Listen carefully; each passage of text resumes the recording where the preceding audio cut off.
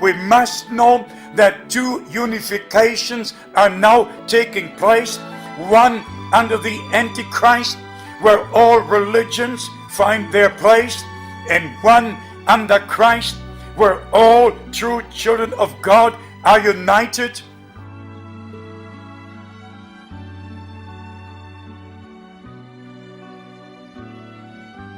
Today, everything is religious.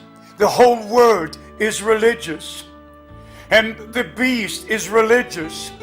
The mark of the beast is a religious mark.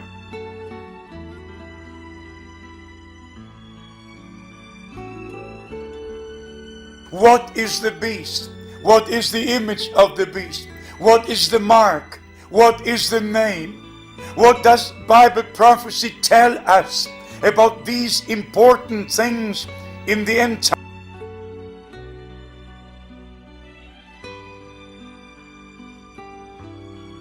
Beloved, the time has come to be taken away from all misinterpretations, back to the Word of God in its original form.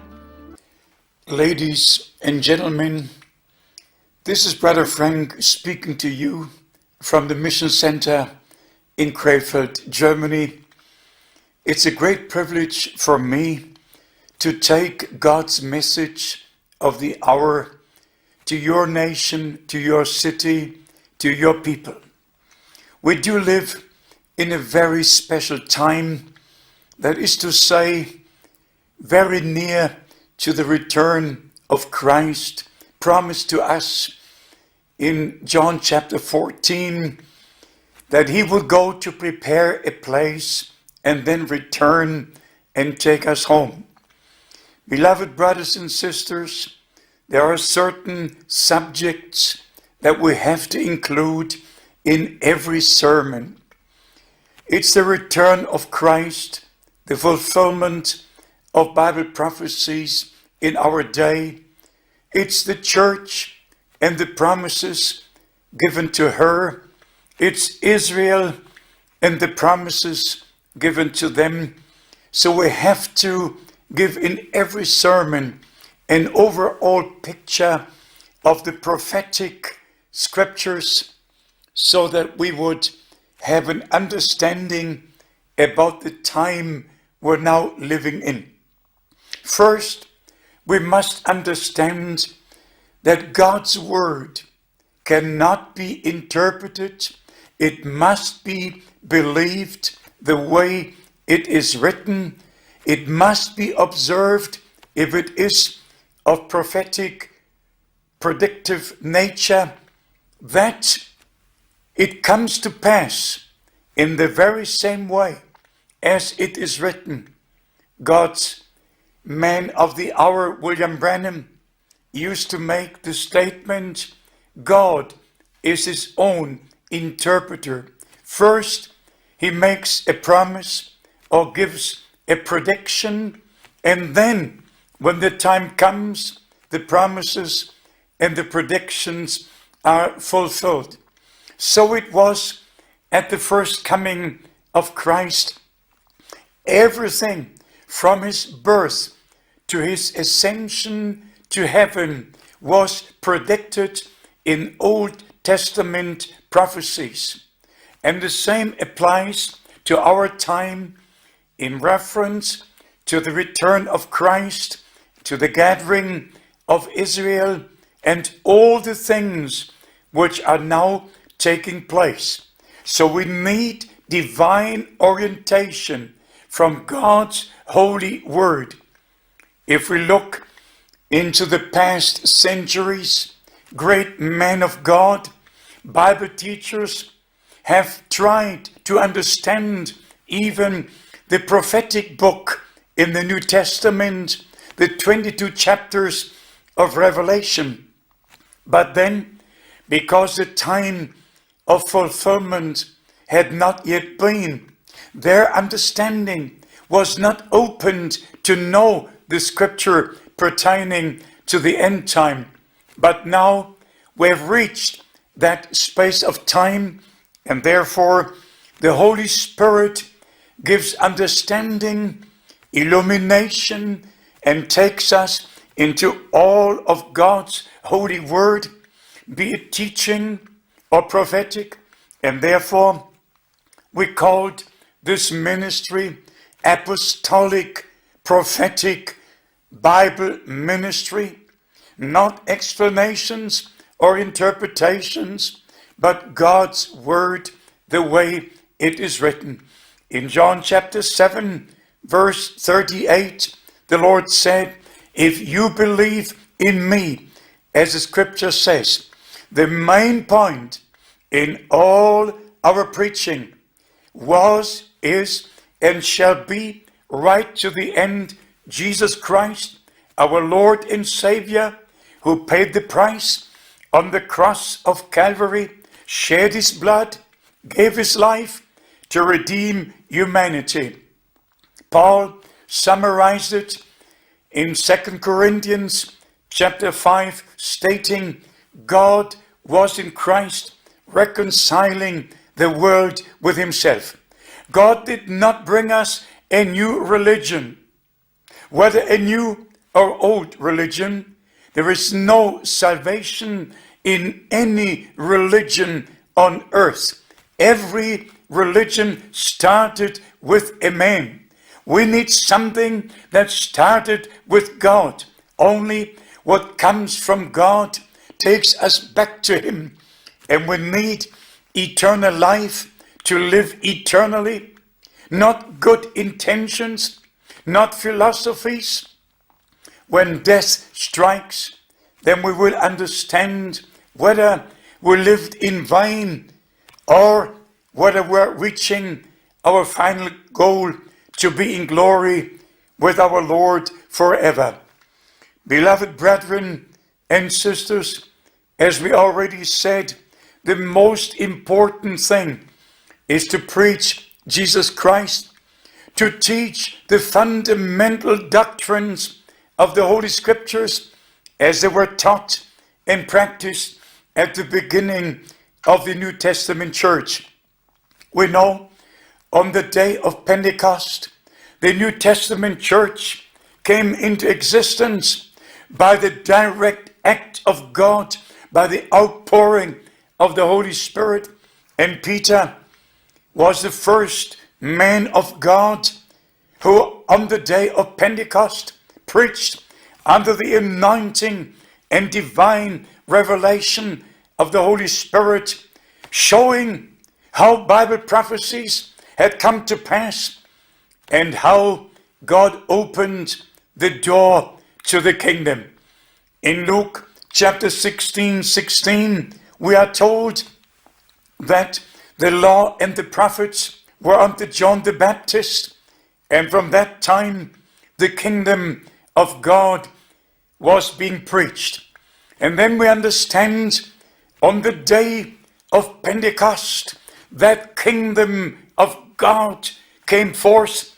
The Lord Jesus had 3 times in the 3 Gospels said, some are standing here who will not see death until they have seen the kingdom of God come with power. On the day of Pentecost, that was fulfilled. From that time, we can enter into the kingdom of God. But we must make sure we don't do it in our own way, but do it according to the way shown right at the very moment when the New Testament church started. After the multitude heard the first sermon, they were convicted by the Holy Spirit. And the question was, what must we do, beloved brethren? And then Peter gave the answer. He said, repent, every one of you, and be baptized in the name of Jesus Christ for the remission of your sins, and you shall receive the gift of the Holy Spirit. First comes the preaching, and from the preaching comes faith. Then you believe in Jesus Christ as your personal Savior. And after you believed, you are baptized into his name. And after that, you receive the promised Holy Spirit. Now, we shall also speak about the book of Revelation. In the first 3 chapters, we have the messages to the 7 churches, which have prophetic significance for the New Testament church, which goes through the different stages. Right now, we are at the end of the last church age called Laodicea, where people say, we are rich, we have all things, we need nothing. And then the Lord says, but you don't know that you're blind, miserable, and naked. And he gives us the advice to come to him and take the eye salve so that our eyes would be anointed, that we could see as prophets saw, that we would understand as the apostles understood by the divine revelation of the Holy Spirit. You can go back to the first moment and you will understand it's all by divine revelation that comes from God. Now, in Matthew 16, the Lord spoke to Peter, flesh and blood has not revealed this to you, but my Father who is in heaven. And then we go further to Matthew 28:19, where the Lord gave the Great Commission. Go ye into all the world, teach all nations, baptizing them into the name of the Father and of the Son and of the Holy Ghost. And then Peter, on the day of Pentecost, having the divine revelation that Father, Son, and Holy Ghost just express what God is and how he reveals himself, but that his New Testament covenant name is the Lord Jesus Christ. Thou shalt call his name Jesus, for he shall save his people from their sins. And therefore Peter, stating in his first sermon, repent every one of you and be baptized in the name of Jesus Christ. That is not a new doctrine. And that is not the doctrine of William Branham, as people sometimes say. It's the original doctrine of the apostles, which God has restored in our time, using Brother Branham as he used the prophet Elijah in the Old Testament, taking the 12 stones according to the 12 tribes of Israel, rebuilding the altar and putting the sacrifice upon it, and calling God's people together to make the decision whether the Lord is God, then they should follow him. In the same way, God's servant, a man sent from God, William Branham, was used of the Almighty to take again the teachings of the 12 apostles and restore all things back to the New Testament church. Many in this time knew or know Brother Branham as the one who was used to spearhead the last mighty healing salvation revival right after World War II, since 1946, when this man of God was directly called and commissioned. The full gospel, the apostolic power of God was manifested in his ministry. The supernatural took place and the breakthrough came, and all the other evangelists joined him at the end of the 40s and then through the 50s in this mighty ministry. But there was a purpose to that ministry. Always, when God does something on earth, there's a purpose connected to it. And may I tell you, this man of God was used to show us what the prophet Daniel saw, to show unto us by divine revelation what we read in the 22 chapters of the last book. It begins with the wording, the revelation of Jesus Christ, and then it goes on and on, showing first how the Lord, as Son of Man, walking amidst the 7 golden candlesticks. No priest, no pope, nobody, just the Lord as Son of Man, prophetic, walking amidst the 7 golden candlesticks. He had 7 stars in his right hand, not in the hand of a church or true men of God, but in the hand of the resurrected Lord, who bought the church, who calls the church, who builds the church, and who finishes the church bride for the moment of his return. So, if you, for instance, go to the chapters further on in the book of Revelation, to the opening of the 7 seals, beloved brothers and sisters, dear friends, if I don't inform you, no one else will. I need to tell you that this man of God in 1963 was told that the time to open the 7 seals had come, and in March the same year he spoke on the 7 seals. From that time, this book, even to me, became a new book. Things I could not understand and place before, I could from that time place, and by God's grace understand. I did not know what Revelation 13 verse 15 means when it speaks there of the image of the beast.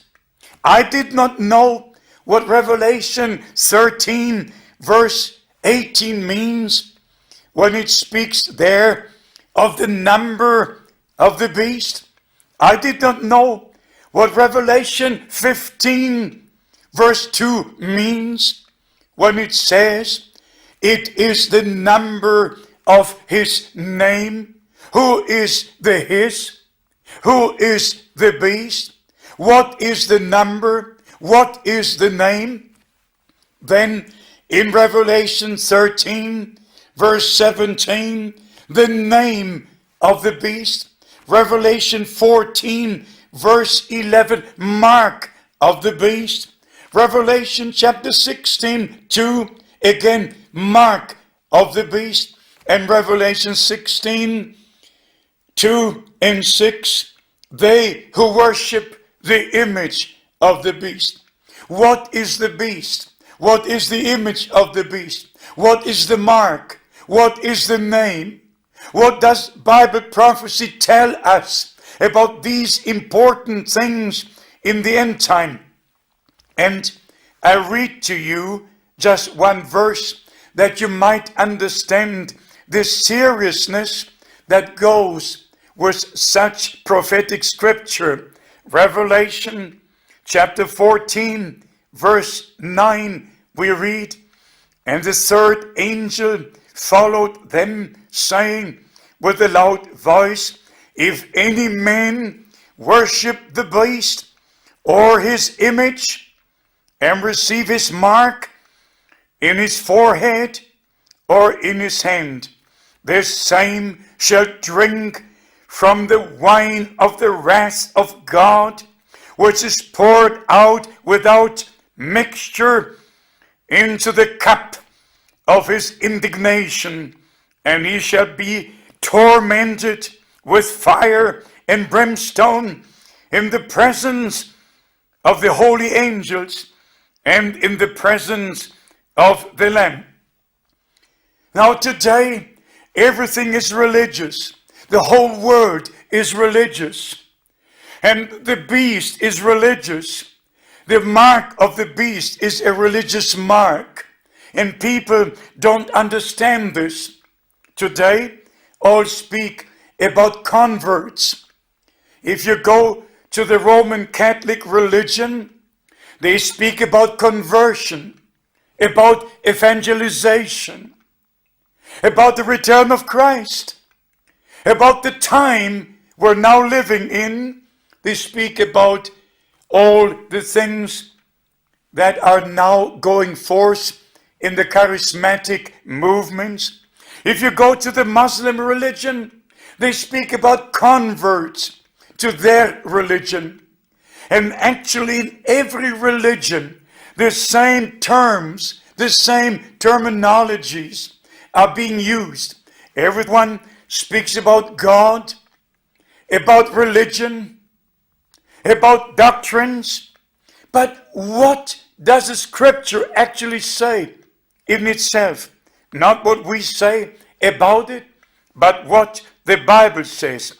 Now here we read that those who would be blind enough and to slide into the end time system, which is so much and so good garnished, and then it would be the image of the beast. If you go to Revelation 17, there we have the picture that the great harlot is riding the beast. Who is the harlot? Who is the beast? I know it's not famous to touch on these things, but I'm here to tell you that eternity is very long, and we must know God's word for today. We must come out from all Babylonian captivities and confusion. We must return to God and His word. We must know that this is the time of restoration of all things. We must know that two unifications are now taking place. One under the Antichrist, where all religions find their place, and one under Christ, where all true children of God are united, respecting Christ as the head of the church, respecting all the teachings of the New Testament church as being valid today, not joining church, but being born again, so that we have access to the spiritual life and also to the spiritual things. Beloved, if you go to the prophet Daniel, in chapter 7, verse 2 and 3, he spoke about the four great beasts representing the four successive world empires. In 7, verse 4, first beast. Chapter 7, verse 5, second beast. Chapter 7, verse 6, third beast. And chapter 7, verse 7, the fourth beast. And then we are given the direct description that these four beasts represent four kingdoms. And the last would be the Roman kingdom, which is now coming up here through the European Union, the old Roman Empire coming to power again, and all the earth will have to submit to it. Beloved brothers and sisters, the main subject is the return of Christ, the calling out of the New Testament church, the lining up with the Word of God, the returning to apostolic days. It is not enough to just speak about an apostolic time of ministry. We must come back to all the original teachings. We must separate light from darkness, right from wrong, and return to God and His Word. Now, according to Matthew 24:14, this gospel of the kingdom, which includes all aspects, the evangelistic, the teaching, and the prophetic part of the scriptures, must be taught and preached to all nations. And therefore, God has given us this opportunity to be of service to you in His holy name, to tell you that this is the time, the final time before the return of Christ. It's the wake-up call. Behold, the bridegroom cometh, go ye out to meet him. May this be used as an awakening call today. We must not sleep or slumber, but come back to the Lord and recognize the day and the message. And I believe the Lord has spoken to you, dear friends. So this holy word that we're preaching, if we call this ministry apostolic prophetic, then it must be straight apostolic prophetic. It must be the same word of God, the same gospel, the same baptism in water, the same baptism in the Holy Spirit, the same word of God in every way as it was in the beginning. If God has spoken to you, we would be happy to hear from you. May His blessings rest upon you. In Jesus' holy name is my prayer. Amen.